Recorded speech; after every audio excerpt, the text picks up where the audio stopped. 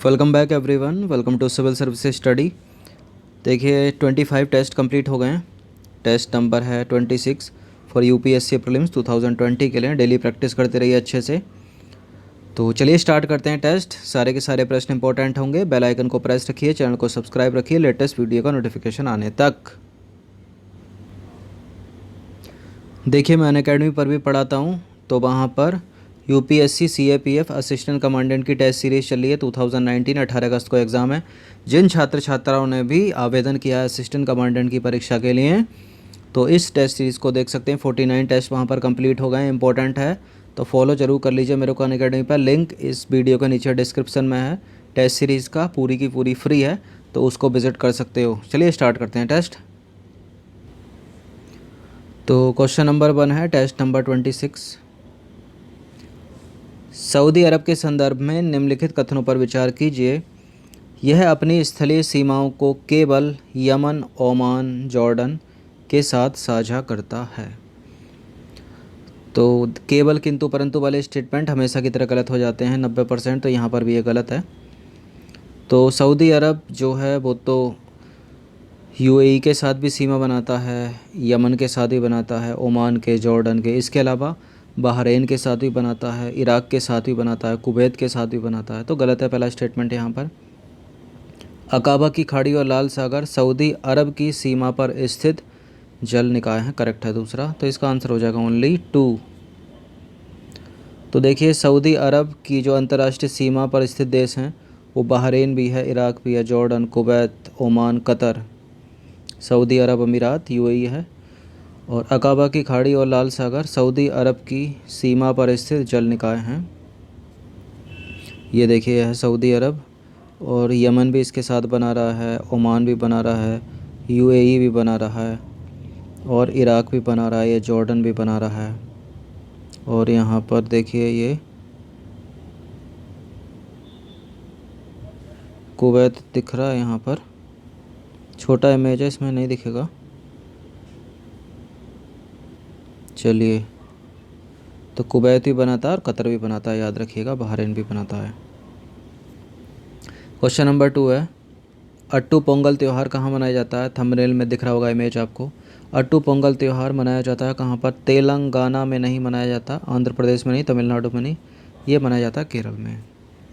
तो यह है अट्टू पोंगल त्यौहार।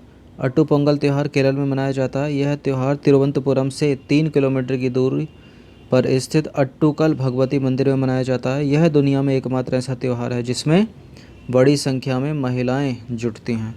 तो इम्पोर्टेंट है, अट्टूकल त्यौहार कहाँ पर मनाया जाता है? केरल में मनाया जाता है। क्वेश्चन नंबर 3 है operation digital board ODB operation digital board के संदर्भ में निम्नलिखित कथनों पर विचार कीजिए। यह पहल इलेक्ट्रॉनिक्स और सूचना प्रौद्योगिकी मंत्रालय द्वारा शुरू की गई है। इसे गुणवत्तापूर्ण शिक्षा को बढ़ावा देने हेतु प्रौद्योगिकी का लाभ उठाने के लिए लॉन्च किया गया है। तो ऑपरेशन डिजिटल बोर्ड है, तो मतलब इसका ये नहीं है कि ministry of electronics and information technology करेगी, गलत है। मानव संसाधन विकास मंत्रालय की पहल है, तो ये भी नहीं हो सकता, ये भी नहीं हो सकता, क्योंकि सेकंड सही है तो ये हो सकता है। तो मानव संसाधन विकास मंत्रालय ने देश में गुणवत्तापूर्ण शिक्षा को बढ़ावा देने हेतु प्रौद्योगिकी का लाभ उठाने के लिए एक एकल पहल ऑपरेशन डिजिटल बोर्ड ODB की शुरुआत की है। ODB का लक्ष्य हर कक्षा में डिजिटल और इंटरैक्टिव बोर्ड स्थापित करना है। ऑपरेशन डिजिटल बोर्ड को 1987 के ऑपरेशन ब्लैक बोर्ड की तर्ज पर ही लागू किया जा रहा है, जिसका उद्देश्य देश के सभी प्राथमिक स्कूलों में महत्वपूर्ण सुविधा की आपूर्ति करना था। क्वेश्चन नंबर 4 है सिंधु जल संधि या सिंधु जल समझौते पर निम्नलिखित कथनों पर विचार कीजिए। सिंधु, झेलम और चिनाब का पानी भारत को आवंटित किया गया था। सिंधु, झेलम और चिनाब का पानी भारत को आवंटित किया गया था, गलत है, ये तो पाकिस्तान को आवंटित किया गया था। पोंग डैम जो है वो सतलज नदी पर है। पोंग डैम सतलज नदी पर नहीं है, गलत है दोनों के दोनों स्टेटमेंट। तो इसका आंसर हो जाएगा ना तो 1 सही है ना ही 2। जो पोंग डैम है वो है थीन नदी पर। किस पर है? थीन नदी पर है, सॉरी ब्यास नदी पर है पोंग डैम। जो पोंग डैम है वो है ब्यास नदी पर, और थीन डैम जो है वो रावी नदी पर। तो थीन डैम भी याद रखिए। भाखड़ा नगल सतलज नदी पर याद रखिए। तो देखिए 1960 में भारत और पाकिस्तान के बीच एक समझौता हुआ था, सिंधु जल समझौता।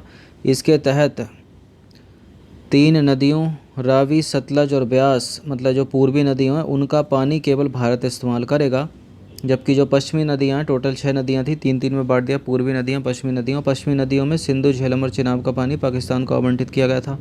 इस पानी का इस्तेमाल भारत केवल निर्दिष्ट घरेलू और गैर उपभोग और कृषि उपयोग के लिए कर सकता है, जैसा कि संधि में निहित है। पूर्वी नदियों के पानी के उपभोग पर भारत का एकाधिकार है। जो पूर्वी नदियाँ हैं, रावी है, सतलज है और ब्यास है। भारत ने इन पर निम्नलिखित बांधों का निर्माण किया है। सतलज नदी पर भारत ने बनाया भाखड़ा नगर डैम, ब्यास नदी पर बनाया पौंग डैम और रावी नदी पर बनाया थीन डैम या रणजीत सागर, याद रखिए इसको, इम्पोर्टेंट है। क्वेश्चन नंबर 5 है भाई, energy efficiency services limited, energy efficiency services limited के संदर्भ में निम्नलिखित कथनों पर विचार कीजिए। यह नवीन और नवीकरणीय ऊर्जा मंत्रालय के तत्वाधान में है। यह उजाला योजना लागू कर रहा है। उपरोक्त में से कौन सा कथन सही है? तो देखिए इनमें से केवल दूसरा ही सही है, पहला गलत है, क्योंकि एनर्जी एफिशिएंसी सर्विसेज लिमिटेड 4 सार्वजनिक क्षेत्र के उद्यम जो हैं, एनटीपीसी है और पीएफसी है, आरईसी है और पावर ग्रिड है, ये सारे मिलकर संयुक्त रूप से इसको शुरू कर रहे हैं। तो जो ये था ना यहाँ पर नवीन और नवीकरणीय ऊर्जा मंत्रालय के तत्वाधान में, ये गलत है यहाँ पर। तो एनर्जी एफिशिएंसी सर्विसेज लिमिटेड का उद्देश्य कुशल और परिवर्तनकारी समाधानों हेतु बाजार तक पहुंच बनाना है, जो प्रत्येक हितधारक के लिए लाभदायक स्थिति पैदा करता है। एनर्जी एफिशिएंसी सर्विसेज लिमिटेड ने उजाला योजना के तहत 29 करोड़ से अधिक एलईडी बल्ब वितरित किए हैं और आत्मनिर्भर वाणिज्यिक मॉडल के माध्यम से भारत भर में 50 लाख एलईडी स्ट्रीट लाइटों को रेट्रोफिट किया है। क्वेश्चन नंबर 6 है, गैर बैंकिंग वित्तीय company, non banking financial company, NBFC के संदर्भ में निम्नलिखित कथनों पर विचार कीजिए। यह मांग जमा स्वीकार कर सकती हैं। यह आरबीआई अधिनियम की धारा 7 के तहत पंजीकृत कंपनी है। एब्सोल्यूट नॉनसेंस है दोनों के दोनों, ऐसा कुछ नहीं है। मांग जमा भी नहीं स्वीकार कर सकती और ना ही आरबीआई की धारा 7 के तहत पंजीकृत है। ना तो एक सही है ना ही दो सही है। तो नॉन बैंकिंग फाइनेंशियल कंपनी, गैर बैंकिंग वित्तीय कंपनी, कंपनी अधिनियम 1956 के तहत पंजीकृत कंपनी होती हैं, जो कि सरकार या स्थानीय प्राधिकरण द्वारा जारी किए जाने वाले ऋण हो गए, शेयर हो गए, बॉन्ड हो गए, डिवेंचर हो गए, प्रतिभूतियां हो गई या अन्य बिक्री योग्य प्रतिभूतियों के अधिग्रहण से संबंधित हैं। और NBFC non banking financial company मांग जमा स्वीकार नहीं कर सकती, याद रखिएगा। गैर बैंकिंग वित्त कंपनियां कंपनी अधिनियम के तहत रजिस्टर्ड है 1956, ना कि आरबीआई अधिनियम के तहत। क्वेश्चन नंबर 7 है, अंतर्राष्ट्रीय मातृभाषा दिवस के संदर्भ में निम्नलिखित कथनों पर विचार कीजिए। अंतर्राष्ट्रीय मातृभाषा दिवस बांग्लादेश की एक पहल है, करेक्ट है। इसकी थीम सतत विकास हेतु भाषाई विविधता और बहुभाषावाद मायने रखता है। इसकी थीम क्या है? सतत विकास हेतु भाषाई विविधता और बहुभाषावाद मायने रखता है। गलत है, ऐसा कोई थीम नहीं है इसकी, केवल दूसरा सही है यहाँ पर। तो अंतर्राष्ट्रीय मातृभाषा दिवस मनाने का विचार बांग्लादेश की पहल थी। इसे 1999 के यूनेस्को के सम्मेलन में अनुमोदित किया गया था और 2000 के बाद से दुनिया भर में मनाया जाने लगा। अंतर्राष्ट्रीय मातृभाषा दिवस 2019 की थीम है विकास, शांति और सामंजस्य हेतु स्वदेशी भाषाएं मायने रखती हैं। क्वेश्चन नंबर 8 है, गीत गोविंद की रचना किसने की थी? तो जयदेव ने की थी। ये इंपॉर्टेंट प्रश्न है, पीसीएस का तो फेवरेट और पालतू प्रश्न है। तो गीत गोविंद भक्ति आंदोलन के दौरान एक महत्वपूर्ण रचना है, जिसे 12वीं शताब्दी में जयदेव ने लिखा है। क्वेश्चन नंबर 9 है, इंपॉर्टेंट प्रश्न है, आसियान के संदर्भ में निम्नलिखित कथनों पर विचार कीजिए। आसियान आप लोगों ने इतनी बार पढ़ा होगा, लेकिन जब भी कभी प्रश्न आता होगा ना आसियान से संबंधित, तो घूम जाते होगे उस समय कि क्या ये आसियान के लिए सही है, नहीं सही है, क्या इंडिया आसियान का पार्ट है। पता है कि नहीं है इंडिया आसियान का पार्ट, फिर भी घुसेड़ कर उसको कर ही देते हो गलत, बहुत बार देखा है। तो दक्षिण कोरिया आसियान के 10 सदस्यों में से एक है। आसियान का मुख्यालय जकार्ता इंडोनेशिया में है। उपरोक्त कथनों में से कौन सा कथन सही है? तो दक्षिण कोरिया या साउथ कोरिया आसियान के 10 सदस्य देशों में से नहीं है, गलत है ये। आसियान का मुख्यालय इंडोनेशिया जकार्ता में, दूसरा करेक्ट है। तो देखिए, दक्षिण कोरिया आसियान का सदस्य नहीं है और ना ही भारत आसियान का सदस्य, हमेशा याद रखना। आसियान के 10 सदस्य देशों के नाम इस प्रकार हैं: Thailand, Vietnam, Cambodia, Singapore, Laos, Indonesia, Myanmar, Malaysia, Brunei, Philippines. तो ये 10 के 10 कंट्री हैं। 4 हो गई ये, 4 3 7 3 10। तो आसियान में 10 कंट्री हैं, भारत सदस्य नहीं है और दक्षिण कोरिया सदस्य नहीं है, हमेशा याद रखना। इसके राज्य सचिव प्रत्येक देश की राजधानी में रहते हैं और आसियान के महासचिव का पद प्रत्येक 2 वर्षों के बाद सदस्य देश को वर्णानुक्रम के अनुसार प्रदान किया जाता है। और आसियान का मुख्यालय इंडोनेशिया की राजधानी जकार्ता में है। अंतिम प्रश्न है, विश्व आर्थिक स्थिति और संभावनाएं, world economic situation and prospect, WESP report जारी करता है। कौन करता है भाई? United Nations, International Monetary Fund, United Nation Development Programme. ये नहीं करता, ये नहीं करता, ये करता है संयुक्त राष्ट्र करता है, यूनाइटेड नेशन करता है।